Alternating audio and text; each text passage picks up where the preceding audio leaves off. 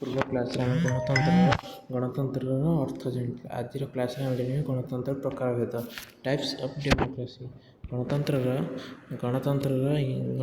ଦୁଇ ପ୍ରକାର, ପ୍ରତ୍ୟକ୍ଷ ଗଣତନ୍ତ୍ର, ପରୋକ୍ଷ ଗଣତନ୍ତ୍ର। ପ୍ରତ୍ୟକ୍ଷ ଗଣତନ୍ତ୍ର କହିଲେ ଆମେ ଜାଣିବା ନା ଯେଉଁ ଗଣତାନ୍ତ୍ରିକ ଶାସନ ବ୍ୟବସ୍ଥାରେ ଜନସାଧାରଣ ସିଧାସଳଖ ବା ପ୍ରତ୍ୟକ୍ଷ ଭାବରେ ରାଷ୍ଟ୍ରର ଆଇନ ପ୍ରଣୟନ ଓ ଶାସନ ବ୍ୟବସ୍ଥା କ୍ଷେତ୍ରରେ ଅଂଶଗ୍ରହଣ କରିଥାନ୍ତି ତାହାକୁ ପ୍ରତ୍ୟକ୍ଷ ଗଣତନ୍ତ୍ର କୁହାଯାଏ। ପ୍ରତ୍ୟକ୍ଷ ଗଣତନ୍ତ୍ରକୁ ମଧ୍ୟ ବିଶୁଦ୍ଧ ଗଣତନ୍ତ୍ର କୁହାଯାଏ। ପ୍ରତ୍ୟକ୍ଷ ଗଣତନ୍ତ୍ର କ'ଣ କୁହାଯାଏ ନା ବିଶୁଦ୍ଧ ଗଣତନ୍ତ୍ର।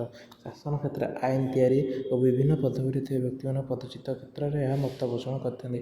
କ୍ଷୁଦ୍ର ଆୟତନ, ସ୍ୱଳ୍ପ ଜନସଂଖ୍ୟା, ସରଳ ଅର୍ଥନୀତି, ସରଳ ସାମାଜିକ ବ୍ୟବସ୍ଥା ଥିବା ଛୋଟ ରାଷ୍ଟ୍ର ପାଇଁ ଏହା ସମ୍ଭବ ହୋଇଥାଏ। ପ୍ରତ୍ୟକ୍ଷ ଗଣତନ୍ତ୍ର ପ୍ରଥମେ ପ୍ରାଚୀନ ଗ୍ରୀସ୍ ନଗର ରାଜ୍ୟମାନଙ୍କରେ ପ୍ରଚଳିତ ଥିଲା। ବର୍ତ୍ତମାନ ଏହା ସୁଇଜରଲ୍ୟାଣ୍ଡରେ ପ୍ରଚଳିତ ହୋଇଛି। ତାପରେ ଆମେ ଜାଣିବା ପ୍ରତ୍ୟକ୍ଷ ଗଣତନ୍ତ୍ରର ଉପାଦାନ। ପ୍ରତ୍ୟକ୍ଷ ଗଣତନ୍ତ୍ରର ଉପାଦାନ ଆଜି ଆମେ ଜାଣିବା ପ୍ରତ୍ୟକ୍ଷ ଗଣତନ୍ତ୍ରର ଉପାଦାନ। ପ୍ରତ୍ୟକ୍ଷ ଗଣତନ୍ତ୍ରର ଉପାଦାନ ଗୁଡ଼ିକ ହେଲା ଗଣମତ, ଗଣ ଉଦ୍ୟୋଗ, ପ୍ରତ୍ୟାହାର, ମୁକ୍ତାକାଶ ସଭା। ଆଜି ଆମେ ଜାଣିବା ଗଣମତ କ'ଣ। ଗଣମତ ବ୍ୟବସ୍ଥାପିକା ଦ୍ୱାରା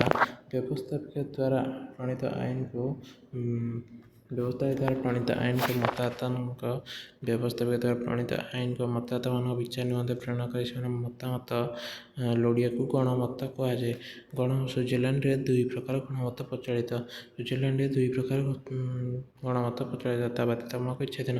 ବାଧ୍ୟତାମୂଳକ ଗଣମତ କହିଲେ ନା ସମ୍ବିଧାନ ସଂଶୋଧନ ବିଧେୟକ କ୍ଷେତ୍ରରେ ବାଧ୍ୟତାମୂଳକ ଗଣମତ ପ୍ରୟୋଗ ହୋଇଥାଏ।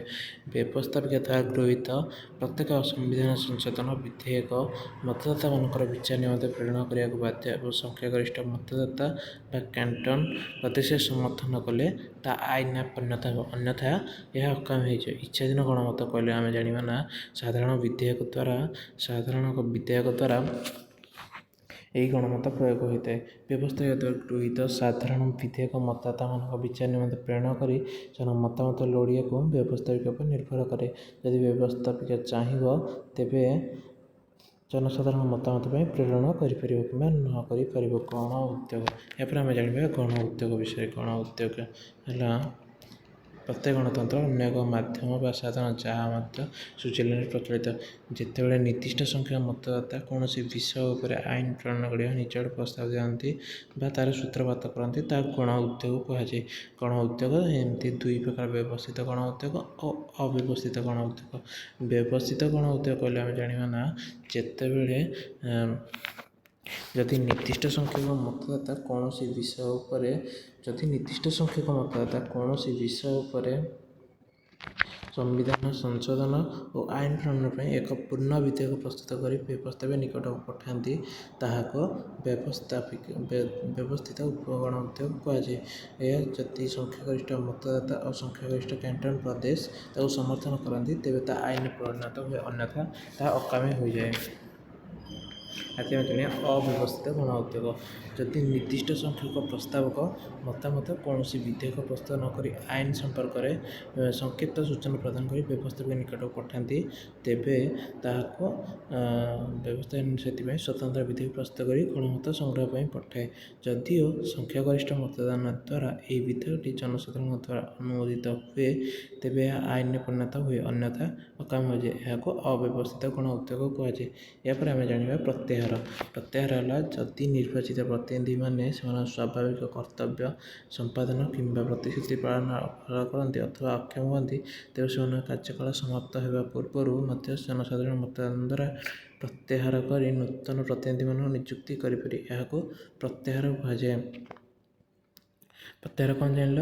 ଯେତେବେଳେ ଯଦି ନିର୍ବାଚିତ ପ୍ରତିନିଧିମାନେ ସେମାନଙ୍କ କାର୍ଯ୍ୟ ସମ୍ପାଦନ ସଠିକ୍ ଭାବରେ ନ କରିପାରିବେ ତାହାକୁ ପ୍ରତ୍ୟାହାର କୁହାଯାଏ। ଏହାପରେ ଆମେ ଜାଣିବା ମୁକ୍ତାକାଶ ସଭା। ମୁକ୍ତାକାଶ ସଭା କହିଲେ ମାଧ୍ୟମରେ ଜନପ୍ରତିନିଧିମାନେ ଦ୍ୱାରା ରାଷ୍ଟ୍ରର ପାଇଁ ନୀତି ନିୟମ ପ୍ରଣୟନ ନ ହୋଇ ନାଗରିକମାନଙ୍କ ଦ୍ୱାରା ସିଧାସଳଖ ଭାବେ ଆଇନ ପ୍ରଣୟନ ହୋଇଥାଏ। ଏହି ମୁକ୍ତାକାଶ ସଭା ମଧ୍ୟ ଏକ ଖୋଲା ପଡ଼ିଆ ତଳେ ଅନୁଷ୍ଠିତ ହୋଇଥାଏ। ଏହାପରେ ଆମେ ଜାଣିବା ପରୋକ୍ଷ ଗଣତନ୍ତ୍ର ବିଷୟରେ। ପରୋକ୍ଷ ଗଣତନ୍ତ୍ର କହିଲେ ଆମେ ଜାଣିବା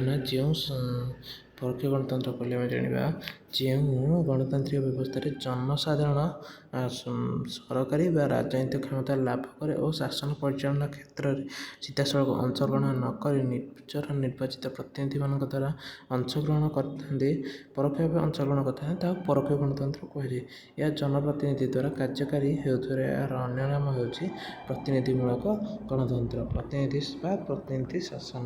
ପ୍ରତିନିଧି ଶାସନ କହିଲେ ପରୋକ୍ଷ ଗଣତନ୍ତ୍ର ଜନସାଧାରଣ ସେମାନଙ୍କ ପ୍ରତିନିଧିମାନଙ୍କୁ ନିର୍ବାଚିତ କରିଥାନ୍ତି ସେମାନଙ୍କ ଆଇନ ପ୍ରଣୟନ ଶାସନଗତ ନିଷ୍ପତ୍ତି ଗ୍ରହଣ କରିଥାନ୍ତି। ଯଦି ଆମେ ଜାଣିବା ପରୋକ୍ଷ ଗଣତନ୍ତ୍ର କେତେଟା ମେନ୍ ପଏଣ୍ଟ ଉପରେ ଏହା ପରୋକ୍ଷ ଗଣତନ୍ତ୍ର ପ୍ରତିନିଧି ଶାସନ। ପରୋକ୍ଷ ଗଣତନ୍ତ୍ର ଜନସାଧାରଣ ସେମାନଙ୍କ ପ୍ରତିନିଧିମାନଙ୍କୁ ନିର୍ବାଚିତ କରିଥାନ୍ତି ଓ ସେମାନେ ଆଇନ ପ୍ରଣୟନ ଓ ଶାସନଗତ ନିଷ୍ପତ୍ତି ଗ୍ରହଣ କରିଥାନ୍ତି। ସାର୍ବଭୌମତ୍ୱ ଲୋକମାନଙ୍କ ହାତରେ ନ୍ୟାୟ। ପରୋକ୍ଷ ଗଣତନ୍ତ୍ର ଲୋକମାନଙ୍କ ସାର୍ବଭୌମତ୍ୱ କ୍ଷମତା ଅଧିକାରୀ ଅଟନ୍ତି। ଲୋକମାନଙ୍କ ମତ ଏଠାରେ ଈଶ୍ୱରଙ୍କ ମତ ସହ ସମାନ ବୋଲି ବିବେଚନା କରାଯାଏ। ପରୋକ୍ଷ ଗଣତନ୍ତ୍ରରେ କ'ଣ ନା ଲୋକମାନଙ୍କ ମତକୁ ଈଶ୍ୱରଙ୍କ ମତ ସହ ସମାନ କରାଯାଏ କାରଣ ଲୋକମାନେ ହେଉଛନ୍ତି ଈଶ୍ୱରଙ୍କ ସହିତ ସମାନ। ନିର୍ବାଚିତ ପ୍ରତିନିଧି ମାନେ ଆଇନ ପ୍ରସ୍ତୁତ କରନ୍ତି। ଲୋକମାନଙ୍କ ତରଫରୁ ନିର୍ବାଚିତ ପ୍ରତିନିଧିମାନେ ରାଷ୍ଟ୍ର ଶାସନ ବ୍ୟବସ୍ଥା ପରିଚାଳନା ପାଇଁ ନୀତି ନିୟମ ଓ ଆଇନ ଗୁଡ଼ିକ ପ୍ରଣୟନ କରିଥାନ୍ତି। ଏହାପରେ ଆମେ ଜାଣିବା ବିଧାନମଣ୍ଡଳର ଗୁରୁତ୍ୱ। ପରୋକ୍ଷ ଗଣତନ୍ତ୍ର ବ୍ୟବସ୍ଥାରେ ବିଧାନମଣ୍ଡଳର ଗୁରୁତ୍ୱ ଖୁବ୍ ଅଧିକ। ନିର୍ବାଚିତ ପ୍ରତିନିଧିମାନେ ଜନସାଧାରଣ ସ୍ୱାର୍ଥରକ୍ଷା ନିମିତ୍ତ ବିଧାନମଣ୍ଡଳରେ ଆଇନ ତିଆରି କରନ୍ତି।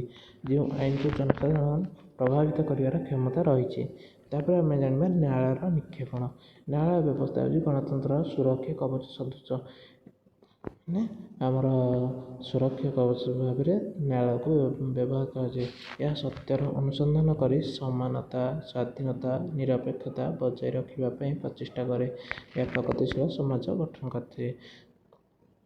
ପ୍ରତ୍ୟେକ ଗଣତନ୍ତ୍ର ଉପରେ ଇମ୍ପୋର୍ଟାଣ୍ଟଟା ଏଇଟା କି ଆ ଉପରେ ଗୋଟେ ଲଙ୍ଗ ଟାଇପ୍ ଆସିବ। ଆଉ ଏଇ ଇମ୍ପୋର୍ଟାଣ୍ଟଟା ସବୁବେଳେ ମନେ ରଖିବ। ତ ଆମେ ବିଷୟ ପଢ଼ୁ ଏଇଟା ମନେ ରଖିବାକୁ ପଡ଼ିବ।